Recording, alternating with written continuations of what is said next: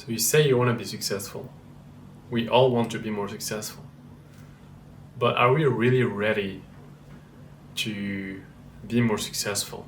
And what I mean by that is that I think we don't realize how our brain works, how it kind of almost forces us to be a certain way, because our brain works on habits and patterns that are already existing. That's how we're able to function, because there's so many things that are automated.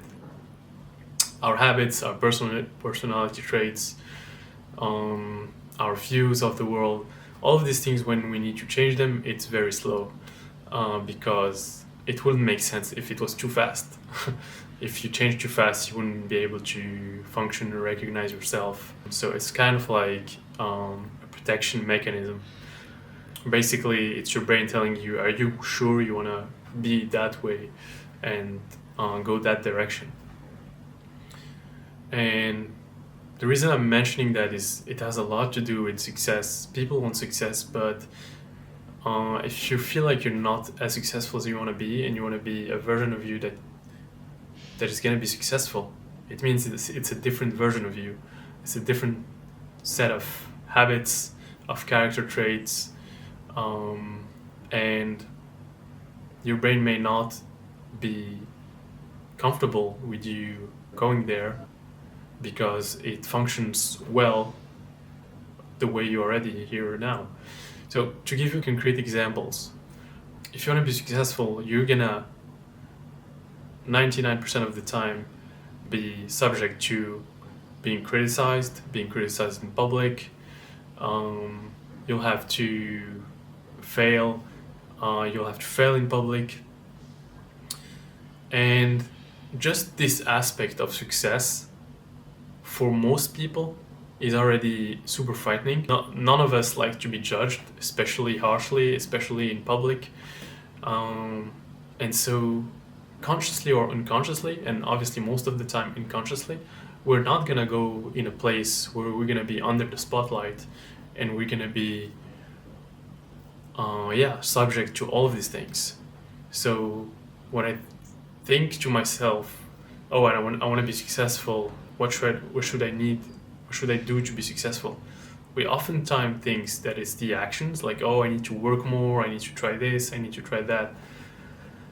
But our fear of being judged and being successful and all that comes with it is this subconscious thing that is preventing us from going there. So any action we'll do will not get us there. We'll find a way to do some little actions, but still not move in that direction, because it's just too frightening for us, for our brain. So, and it's the same thing for many other things. Are you going to be able to handle more money? Are you going to be able to pay more taxes? Are you going to be able to responsibly manage your money? If you make, let's say in 1 year you make 10 times more money, are you going to be able to handle it well? And because if you don't, then it may be a scary thing for you, to actually make money and not be able to save it. Or even worse, like, imagine, like, and this thing happens even with the most successful people. Imagine building a company and a business for many years, making a lot of money, and then losing everything. That's very scary. That's painful, because it feels like you have to do everything from scratch, and it's even worse to have had it and then lose it than not to have had it in the first place. One of the first ones that come to my mind is Donald Trump, although I don't really like the example, but it's true. It's a businessman that is able to make a lot of money, but yeah, he has times where he had lost a lot of money. I'm reading a book right now called The Slight Edge. I don't remember the name of the author, but he's also a very successful entrepreneur. And yeah, the same thing happened to him, and it's one of the worst feelings. And so we know these things subconsciously, and we don't want to be in those positions.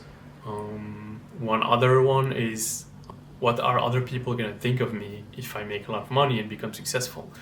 Are my friends gonna judge me? Are gonna talk behind my back? Are they gonna want me to fail? So it brings a lot of fear, and all these things you're obviously thinking of them at some point, and sometimes consciously, but most of the time subconsciously. So yeah, I think those are really the things you need to focus on if you're struggling with having success. And I've been in a few personal development programs and business programs, and most of the good ones, they will tell you about this part. They will tell you about the mindset part and the subconscious programming part, and it's one of the most important things. You have to handle it if you wanna go to the next level. You have to reframe your fears. You have to find them first. So those are some of them that I shared here. You have to find maybe other versions for you. Why are you? Why would it be scary to make money, for example? Is it because you're gonna pay a lot of taxes? Is it because you feel like people are gonna want money from you? These kind of things. So you have to find these ideas that you have in your mind that are actually preventing you from making more money, and you have to reframe them. You have to find that they're not true. There are other alternatives, and you will find other alternatives, because you'll find plenty of very successful people that are living very well, way better than if they had no money. So yeah, and when you have your mind consciously focused on these new alternatives and new solutions, this is where you can really go where you want to go in terms of success. And those old ideas are not preventing you from going there, because actually these ideas are trying to protect you. Your brain is trying to protect you because you have fear around these things. I'm also working on this, and this last 2 years I've been able to increase my income significantly, although I didn't really change my hard skills. It was still being a software developer, but I was able to make way more money because I changed some ideas in my mind around receiving more money, being able to handle it. And also, one big thing for me was the amount of more work I was willing to put in a job. I was always afraid to go in a 9 to 5, or in a even as a freelancer in a long project, because I felt like it was too hard for me to sustain work for a long period of time, for many months, for more than a year. I felt like I just wanted to work for a few months and then have a break.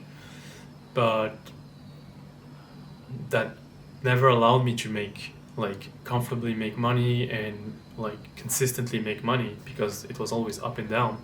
And those months of rest I had were not really rest, because I had to find a new way to make money again, and it was always stressful.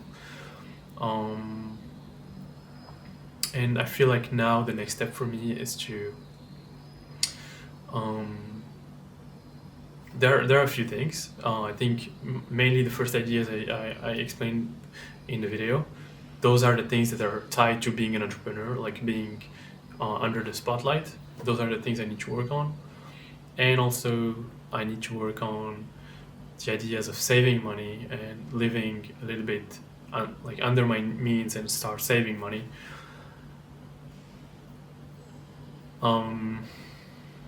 But yeah, I was able to 2 years ago, I was able to really go to a next level by changing just a small thing about, and actually it was my mentor that helped me see that I was not, if I wanted money to, in his words, if I wanted my money to be my slave, I needed to be slave of something. So I needed to, the meaning behind it is, you need to be really committed to something to see results in terms of money. And the moment I started seeing that, I found a job immediately where I was not that afraid to commit for a long time. and to work hard and for long hours, and then I didn't have any more money issues. Like pretty much like that, just by changing this idea. So I think this kind of work is very powerful. So I wanted to share that. I really like to talk about these topics. So let me know what you think about it. If you have any questions, leave them in the comments. And actually, one book I highly recommend regarding these topics is The Secrets of the Millionaire Mind by T. Harv Eker. I've read this book many times, and I think it's very helpful. And yeah, I may do a video about it soon. So yeah, thank you for watching, and see you.